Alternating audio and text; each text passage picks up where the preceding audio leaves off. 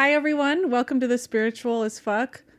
Or whatever. Oh my God, you took so long to fucking say that. Podcast. This week, we're going to be talking about sobriety. All right, Joe. Before we jump into sobriety, why don't we talk about what's going on with us? I'm going to talk. I'll actually just tell you first because I was driving up here and I had an experience and then I was like, am I even somebody who should be talking about personal development? Because I am such a wonky fuck up.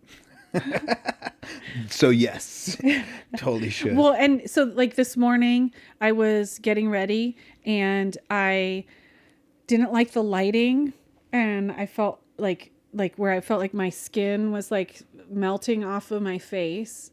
And I somehow have that meltiness with like giant pores, like that I'm like a basketball that's melting. And then I had this jumpsuit I was going to wear, but it was too tight. And then I felt stupid. And then I felt too dressy. And so then I switched back into like a t-shirt. And then I go to put on my makeup and I can't get my lipstick right because it's like up on one side and and that's this little thingy and you know. And then I'm like getting, like feeling worthless because I, can't be as pretty as I want. And then I get in the car and I'm running late. And then I'm like been late repeatedly with you. A lot of challenges. And then there's like, I almost get a ticket because I'm trying to take a picture of the reason why I'm really, really late to try to justify that I'm like proof. You that already I'm sent like, me one of those pictures another time though. I know. And I was just, I think you have like stock. I just photos. have stock photos, but on the road that I'm going to be taking. Yeah. They were You're both, like one of those Google cars. Yes. I just have them for everywhere to be like. That would be a good app. That would be to like take a picture of the accident. I'm almost there. Yeah, I'm almost there. It's not my fault. Yeah. I had another killer app idea. I'm going to go way rogue with this. What? A place where you could, like people that would allow you to use the restroom if you had to take a shit. So it'd be like a Google map. Ooh. Like you're like, oh, I gotta fucking go. And it's like people like, you get 5 stars. Like, oh, you got toilet paper. They get toilet paper freshener. This one was great. What would be the benefit mints. of the people who I don't know, but it would benefit me sometimes because holy shit, sometimes I'm like, no pun intended. Anyway. Holy shit. Yeah.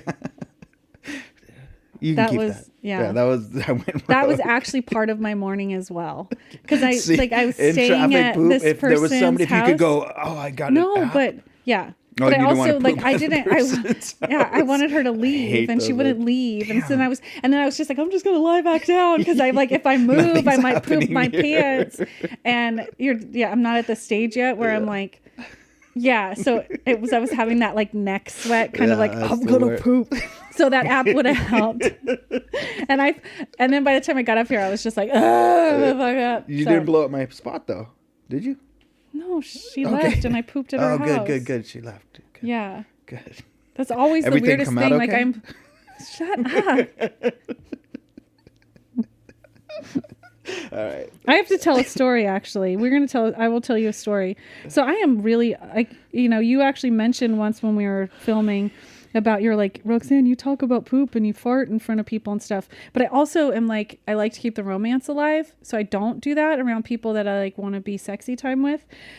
And then this one time I went to Guatemala and I caught like a parasite and I came back and I started dating this guy and he lived around the corner from me. So every morning I could get up at his house and then I would just walk home and take a big fat shit because I was like, but it was like, it fat? It wasn't. It was like parasite. It was like There's nothing fat it about was a like it needed parasite to happen, and then I would be like, "Ooh, it's coming," and then I would just be like, "Gotta go," and then I would run home, and then it was getting better. But we moved in together, and the first day that I didn't have a toilet to run to, he goes into the bathroom and gets in the shower and takes the longest shower of all time. And I'm dying. And I'm like, I'm going to poop. And I was like, I can't believe I'm telling this story on the podcast. No, it gets worse. Okay, so cool. I could not knock on the door and say I need to shit because I was like, this needs to work. And if I am into this relationship. Yes, and if I start off with, I'm going to shit while you're in the shower, it's not going to work. It might. You know what? But you Looking don't want to back, shit in the shower. Like, no, but like yeah. while somebody's in, especially after they've hotboxed Yeah, it it's with the like, worst. That's the it's worst. Yeah, the it's worst. like it's sticking So to you. listen to how I fucking remedy this situation. Cool. So I'm like panicked. Blah, blah, blah. So then I go and get a paper bag and a plastic bag, and I'm like going to the backyard, and in there's the plastic bag. like put the plastic in the paper, so the paper bag was gonna hold it, and then I'm like in the backyard, and it's this backyard where everyone can, like the neighbors can see, except for that little walkway between the fence and the house, right underneath the bathroom window. No. Yeah, so then I was like, oh, okay, and then I'm like, this guy is going to come out. Like, is it worse for me to tell him I need to go poop in the toilet, or for him to catch me on the first day we're living together shitting in the backyard? Exactly. I think it's like, honey, I gotta go. Well, no, I didn't do that because I don't trust people. So I go into that walkway. He's in the fucking shower. I'm shitting into a paper bag in the fucking backyard, being like, and he's like, yo, and I'm like, please don't smell this. And then so I shit under the window that he's in the bathroom, and then I tie it all up and I run it around the front of the house and put it in the garbage. Gross. And then I So run gross. it back around and go in the house and act like nothing happened. Did anything happen?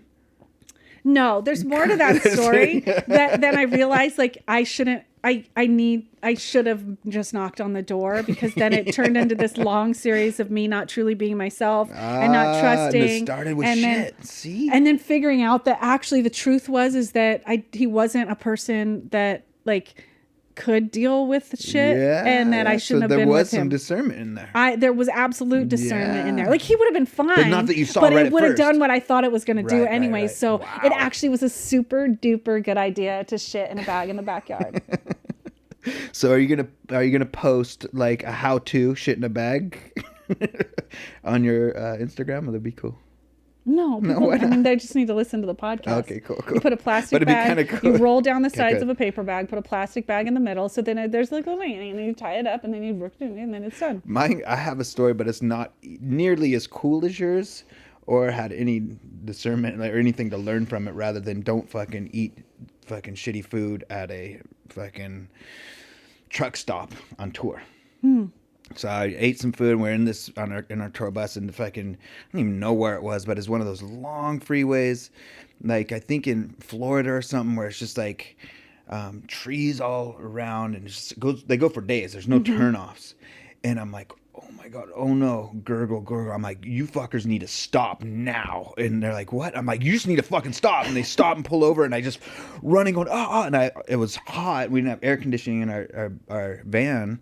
So all I had was board shorts on. I fucking just ripped those things off, and they're in my hand, and I didn't even know All the who way was off? around or not. And I'm just like, brah. And I look up, and the van's right there, and they're all fucking taking pictures, and there's nothing around me, but it was just like my hand with my shorts. Like a flag? Yeah, like a flag. My shorts in my hand, and just naked, just going, It was the worst. Why did you take the shorts all the way off? Because I was just afraid that it was just going to explode everywhere, and I just had my shorts. Well, I have to tell you another poop story then. So You want to one-up my poop story? Your story's already better, but... This one's better too. So the year of horrible things started. So my brother died during this year of horrible things. And I actually made a Craigslist list once about all the bad things that had happened to me that year. And it was funny because it was just so many fucked up things. But it started with me going to San Francisco on my birthday. And I was like going to have dinner at like Benihana, and then pick up a friend at the airport who had flown from New York, and then drive her back. So I go up there with a friend. I'm eating Korean food. All of a sudden, the woman who we're picking up says, you have to get to the curb like fast, because I have been shitting and puking on the plane the whole way back. And I was like, oh my gosh. So I scarfed down the Korean food. This is like a little place marker building tension. I scarfed down the Korean food. Okay. So then I go and pick her up. She's barfing in the bag, but she's starting to feel better. I'm driving home. So San Francisco to Santa Cruz, it's like an hour and a half, over Highway 17, which is a very windy, mountainous road.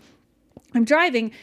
I bought myself, the first time I'd ever bought myself, a really nice pair of jeans. So it was a $179 pair of jeans that I was wearing, because I was like, I'm a big girl now, in my 30s, wearing the fucking jeans, right? Jeans. All of a sudden, I get this like, something is not okay. And then I was like, I have to pull over. And I was like, I'm going to pull over and you have to drive now.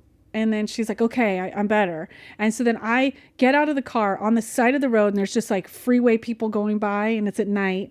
And I start to walk around the back of the car, and the thought I had was, not in these jeans, bitch. I don't know. Do not. And I like pull them down, and I get to the other side of the car, and I start doing 180s where you're barfing and shitting at the same time. Shit. Just, and then I would have a break and look up, and there'd be headlights on me, lighting me up. And then I was like,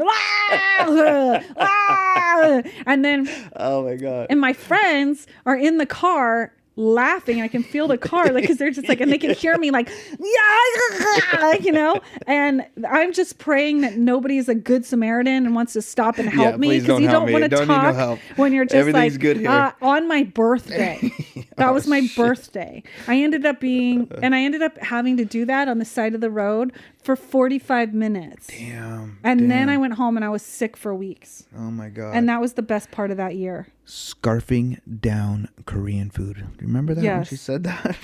But you know how trusting I am in the universe? What was to be learned? Well, I was like, you get that, and then you get this aversion towards the food and the restaurant. But it had been my favorite Korean place. And I will say that I healed enough that like several years later, I scarfed down Korean food again. Damn. And no 180s. No. Nice. But I'm a brave motherfucker. You're a brave motherfucker. I had a situation where I fucking got... we're going to go rogue on this again, but I fucking was chewing a piece of meat, and I have fucked up teeth. I got them all fixed now. They're back here. But anyway, because I got them all pulled when I was a junkie, because fucking I didn't have enough money to get them fixed.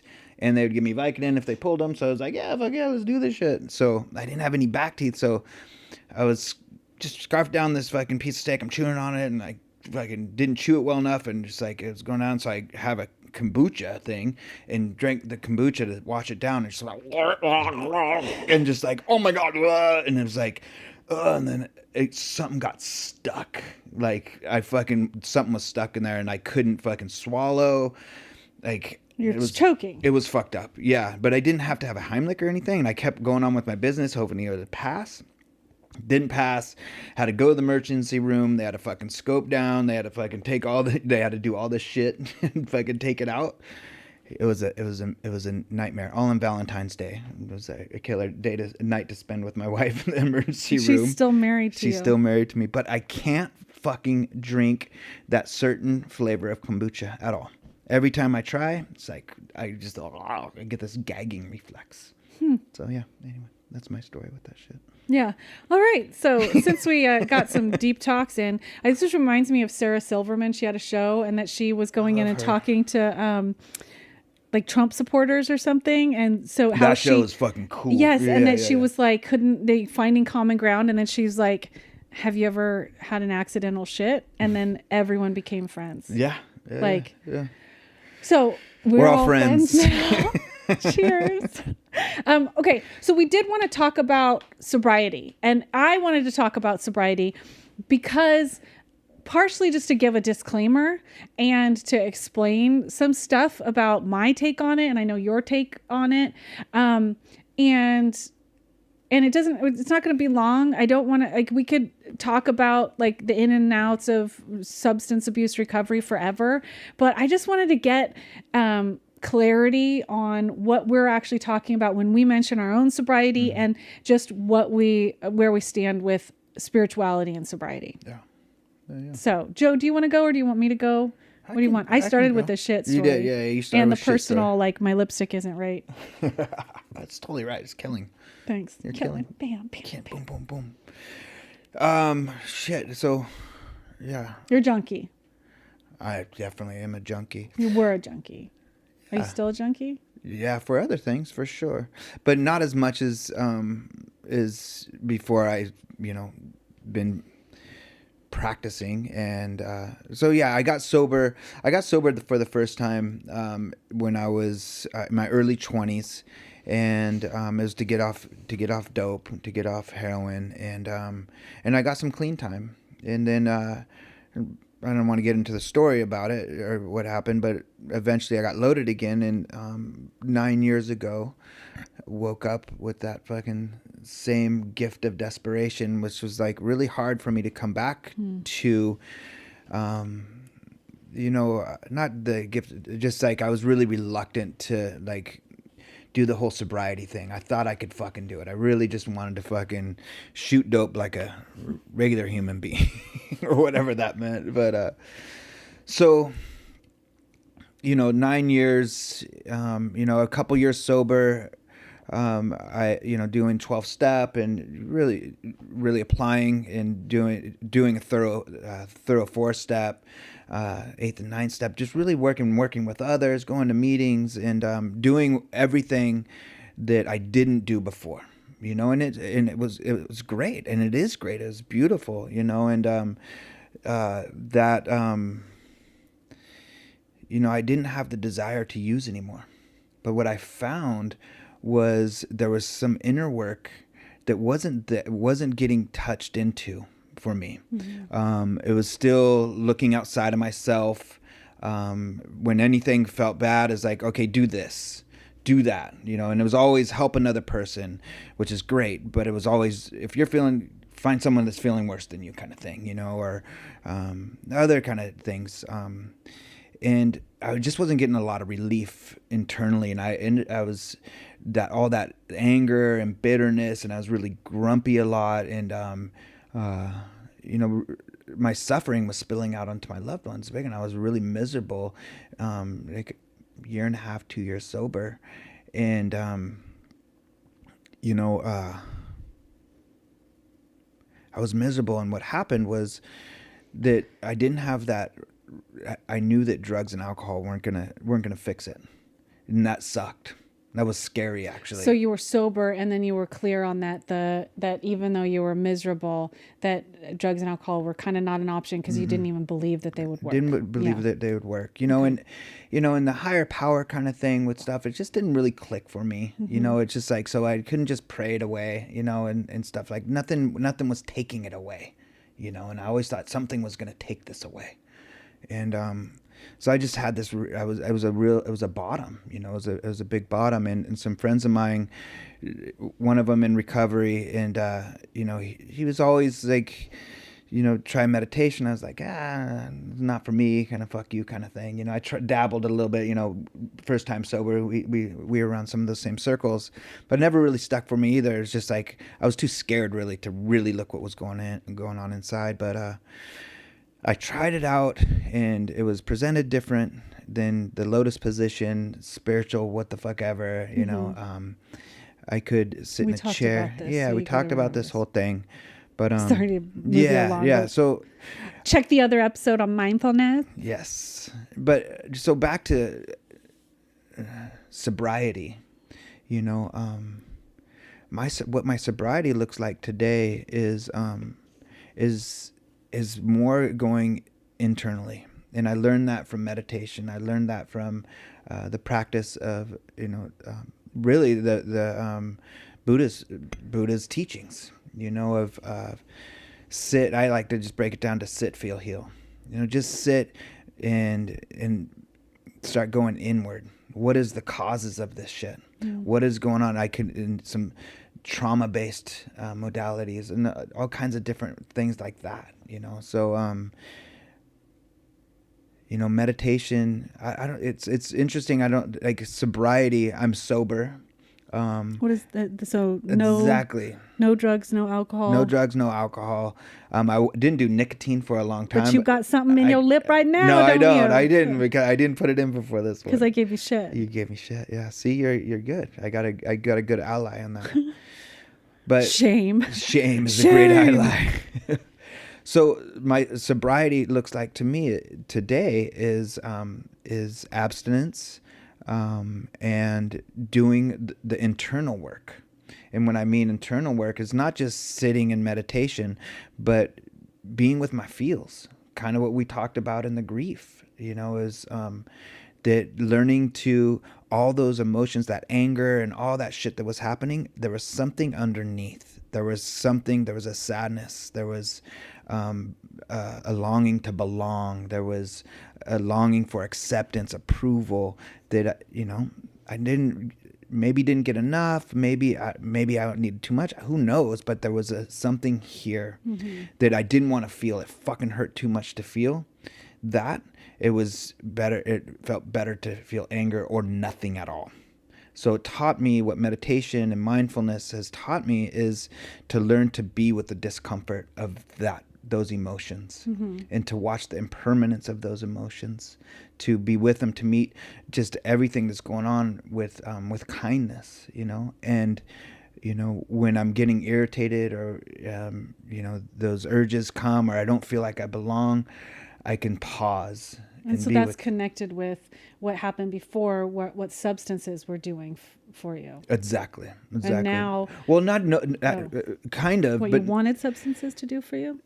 Yes, what I thought, but what they're doing, they're just taking it away. They're taking everything away. So it's like I didn't feel anger, I didn't feel anything. Until it didn't fucking work anymore. Even all the drugs. I remember that 9 years ago where it's like, I was just taking pills all the time and drinking. And I was like, and I justified it because, I'm not shooting dope, and I'm fucking smoking, fucking putting that shit up every orifice to get high, pills, crushing it, snorting it, smoking it, it's whatever. You put it up your butt.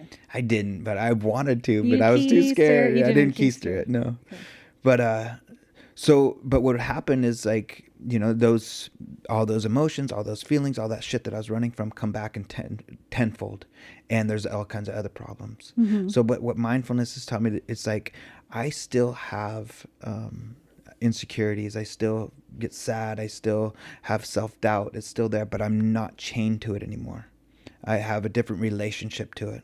Got a different relationship to the thoughts and the emotions. I can see how this shit works. I can see, there's the mind doing it again. Okay, what's going on here? What's going on in my emotional state?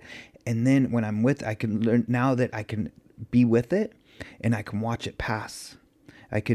There's an impermanence. It's not who I am, and it's anything like trying to fucking get rid of it is unsatisfactory. It's like I can be with it, and it gets softer. It passes, and when it comes back, it's more. I can be with it a little bit more. And so, do you feel like, so you personally, not a statement about other people, do you feel like you could still do that and be somebody who drinks and takes pills every once in a while? Yes, I do.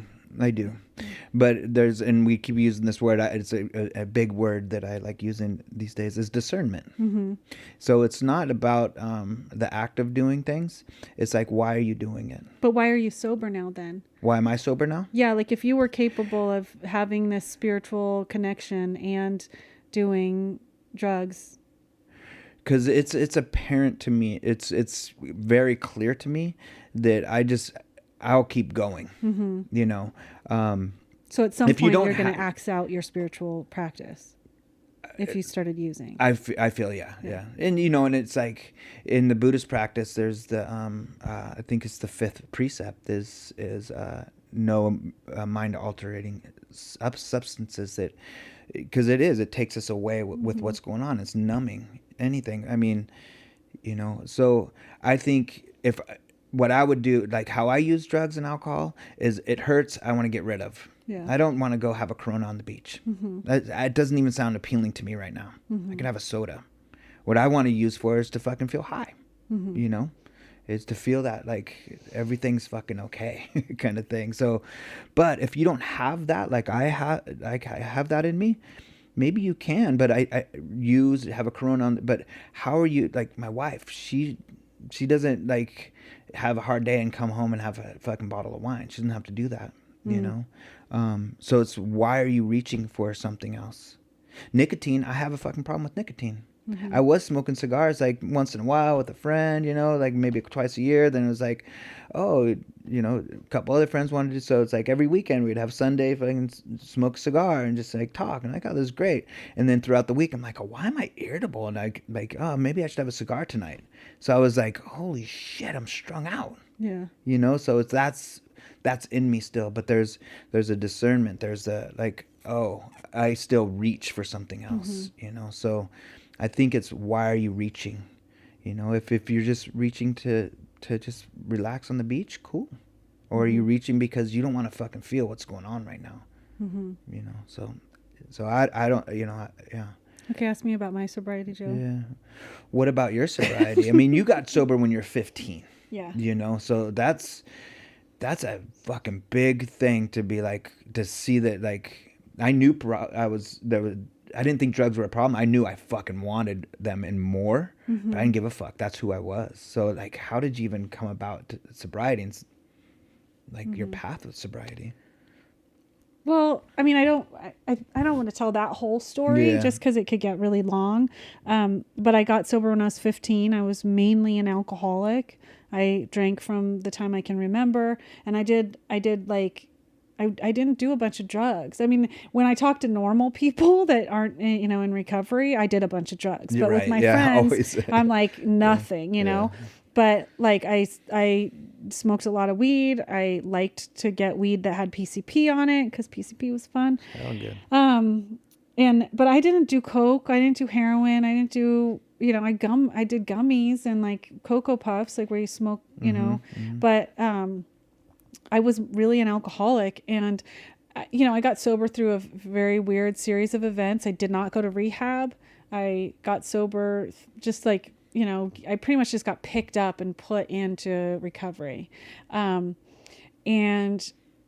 I went to the first clean and sober high school and was there for 2.5 years. So I got counseling every day. It was, luckily they didn't charge me because I left my family in order to get sober, and I lived on people's couches, and I went to 12-step meetings, and I've been sober ever since. And I haven't, besides, there's been, when my brother died, I thought about drinking. I have definitely had to work at sobriety, but like my compulsion was lifted, and I've had a pretty straightforward recovery in the sense of I desperately did not want to get all the consequences that I knew were coming to me. Yeah. And so I worked I worked really hard. I got it where I was like, having not experienced those consequences yet, but knowing that they're in my future, I need to work twice as hard. I need to be twice as dedicated because I have an easy way of telling myself I'm not an alcoholic. So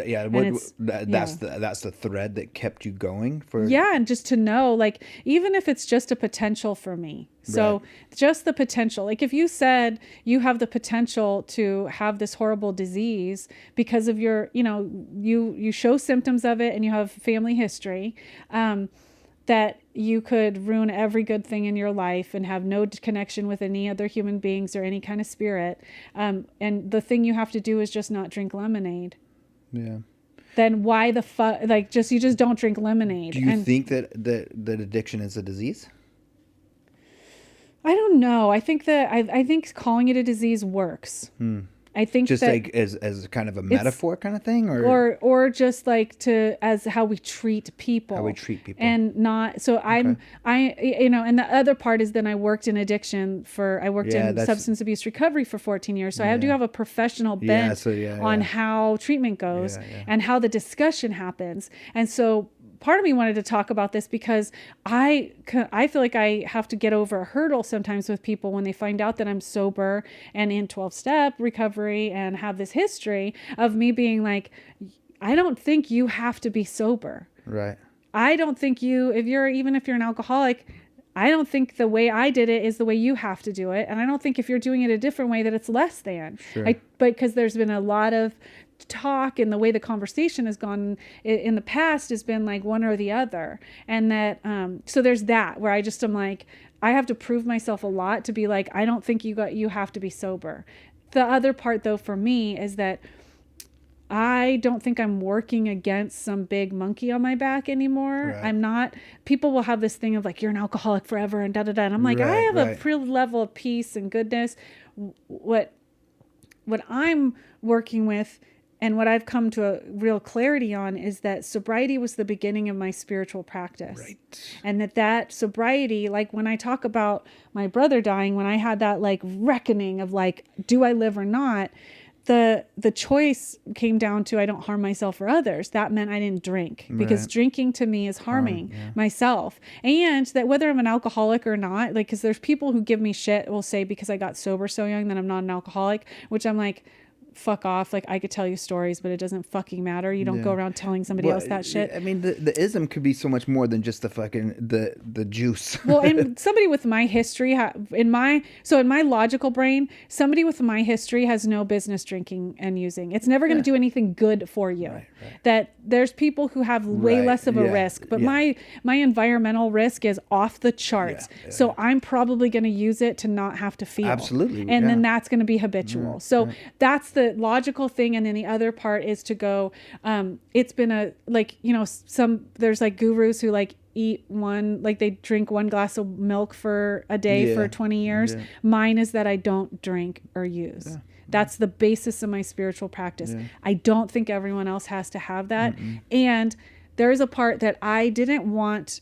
I moved away on my social media platform of doing recovery sobriety talk because of how much aggressive trolling you get from the sobriety community, and that I just didn't want to be a part of it. And I'm more willing now. Like, I'm working on a book with somebody about it. I'm doing the work there, but that I do feel like that there's this, like, I have a real clarity of like, I don't want to bar anybody from getting whatever thing is going to help them. Right. And so if I talk shit about another modality and that person needs that modality at some point, I have done a disservice to somebody. And I just don't ever want to do it. And that I have been it's been proven to me through watching people that there's not just one way. It's like the idea that it's a disease, yes, and that it mutates, and it is, and people get in recovery in lots of different ways.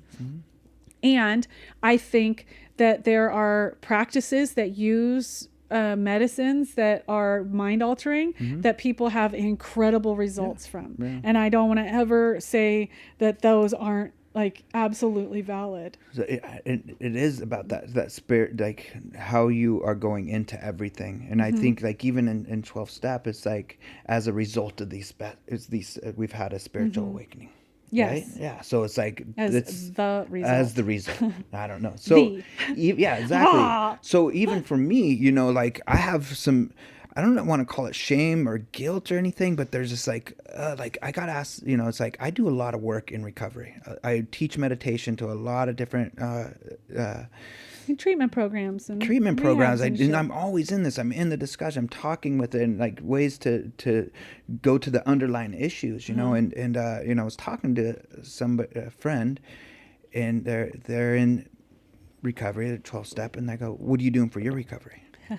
And it just kind of irked me. And those are the kind of things that like, there's a judgment, you know, and it turns me off a little bit. And like, even coming back the shame of relapse kept me out for a long time, because I was like, I don't want to go back to those fucking rooms with that fucking judgment. But I didn't get that judgment. It was open arms, is fucking beautiful.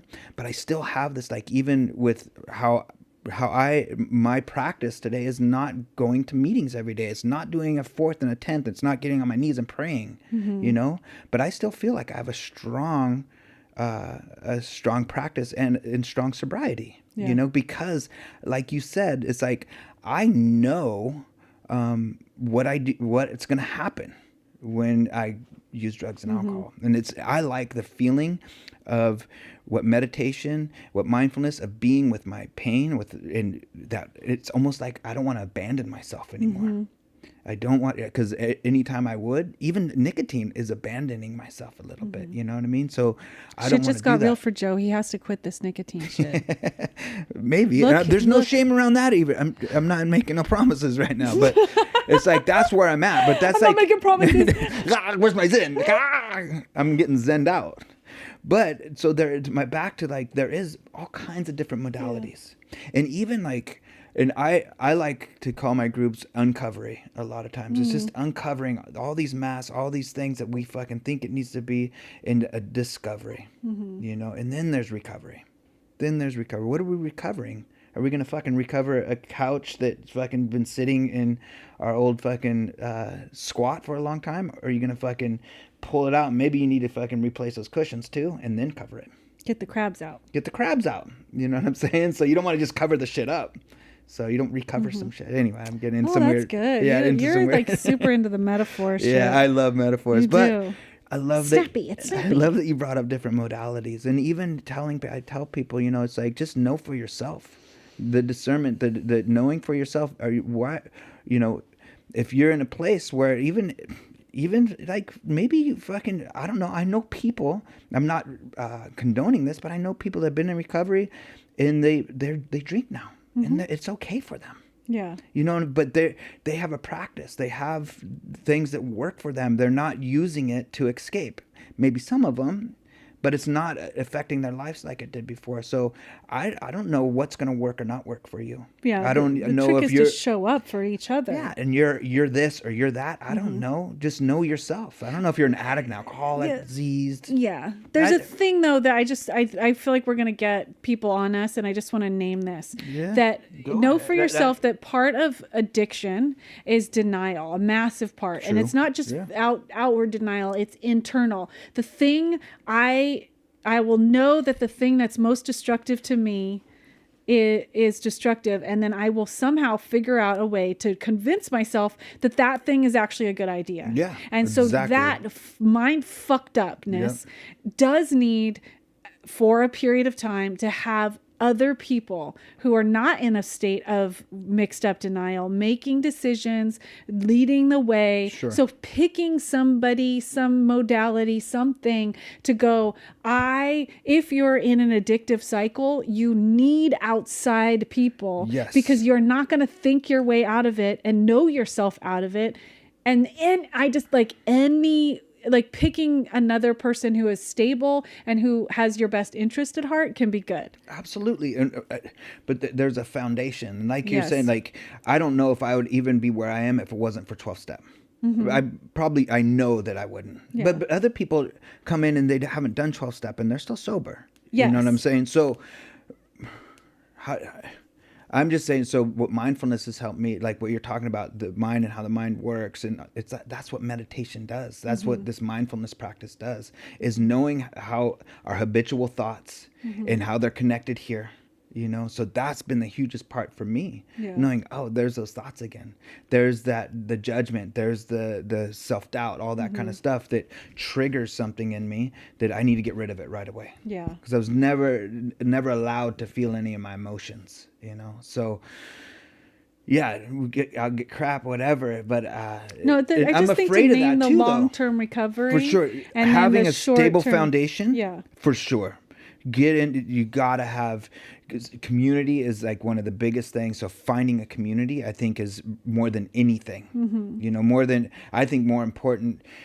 I would say in the beginning, more important than even the steps. Even a dedicated meditation practice is finding a community of like-minded people.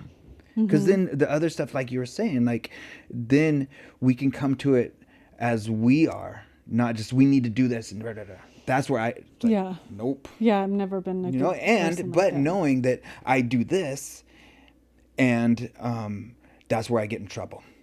You know, Yeah. so can it be like, okay, woo, okay, Well, I coming think in if and you're out. if you're in the midst of a alcoholic or drug addicted bottom, you kind of do gotta go like, okay, fuck, I'm gonna give somebody else Surrender the reins to for win. surrender. Surrender to win, for and sure. then later on, I think what people don't want to admit in the midst of it is that each stage of recovery has its own privileges, its Exactly. own response. Yeah, and yeah. so just because you give over, like somebody gets to decide everything for you, it doesn't mean it's forever. It means it might be until you're not fucking crazy anymore. If you're like burning your whole life down, like I am going to say, I work a really good program, and I could get a bunch of pats on the head about like being like on top of shit for a long time. No, you're there. I'm You're like, the poster person yes, for sure. And I'm anti a lot of shit. But anyway, Yeah. But I still give over the reins sometimes. Yeah. I still will go, I'm not in a place, which is that knowing discernment, knowing myself, checking in to go, I shouldn't be making this decision right now. So I'm going to let somebody who cares about me and who's not fucking crazy right now do it. And that is healthy. And that's what actually, when I was studying leaders, they do it. They have counsels, they have mentors, they have people there that they don't make all of the decisions all the time, because we're not, we're community we're people. Unstable. And at times we're unstable. And the best decision to make is sometimes not to make any decision and let somebody else. Okay, we're gonna get too far off into stuff, and I'm already anxious. Think we could just keep going on this. I know, one, but though. I don't we just go on topics. I know, but then people like we're gonna get those people just being like, So I mean, and that's I want to name that too. That everybody has an opinion. Yeah, and everybody like, has a different. dirty ass like, buttholes. They all fucking stink. they all smell. But is if like Roxanne keeps coming back to is not harming ourselves or others. And that's I think that's the most important thing in the long run. But yeah, if you're struggling with addiction, find community. Just find somebody and just really buy in, whatever you feel comfortable. And there's all kinds of different recovery. There's 12-step. There's refuge recovery. There's smart recovery. There's whatever. There's conscious therapy, recovery. There's so many cool things. It was really pick cool. one of my cards. We got to get this party started. And then I was over there and pick one of my cards. I want to make you more anxious. It's awesome. Spiritual AF, and we're gonna pick a card to end, and then say some thank yous. So what's the card? Okay, so I pick it. Do you know how to read now? So I'm doing the whole thing? Yes, read it. Okay, cool. I thought you were doing it. I wrote them. Okay, here we go, right here. So be the change you wish to see up in this biatch. Cool. It's a Rumi poem. Didn't Rumi do that? Hey, you. Yeah, you. The one who sees what's wrong in the world and who knows that difference between being an activist and being a whiny ass complainer is action. You want the world to be more kind? Be the kind the fuck out. What? Wait a minute. Oh my God. Kind the fuck out on the people in your life. I like that. It was kind of a weird phrasing.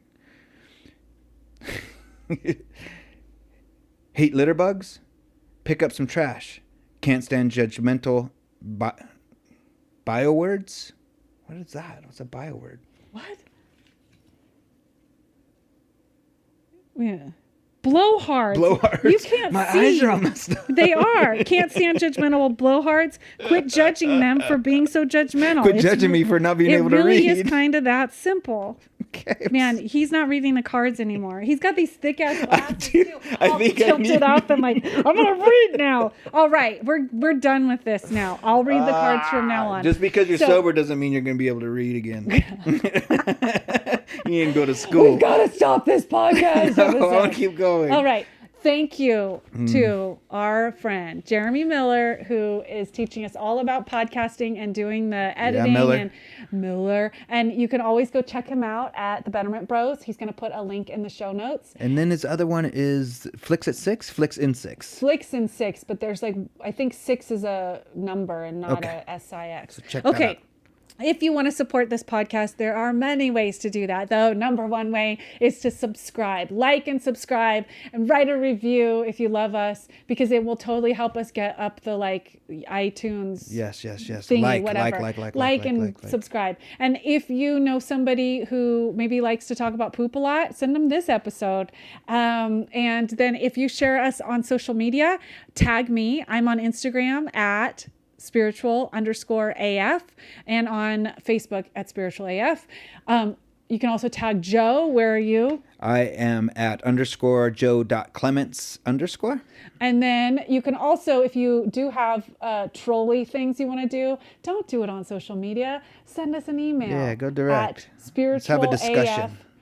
spiritualaf or whatever at gmail.com. Or if you want to ask us a question or suggest a topic, just, Yeah, give us a little... if you know anybody that's struggling with addiction, please they can email us, and if they're different ways they're finding it a hard time, having a hard time finding what modality works for them, yeah, let them see this podcast maybe and get and contact us.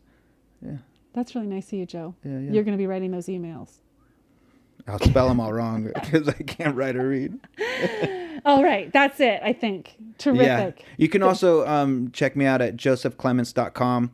I do meditation groups in Santa Cruz area, in the Bay Area. So and you can find me at roxanmcdonald.com, Roxan, like a chemical, Roxan. All right, Joe. Party on. We have to stop this. Okay, let's ring the bell. Bing, ding, ding, bing. Goodbye.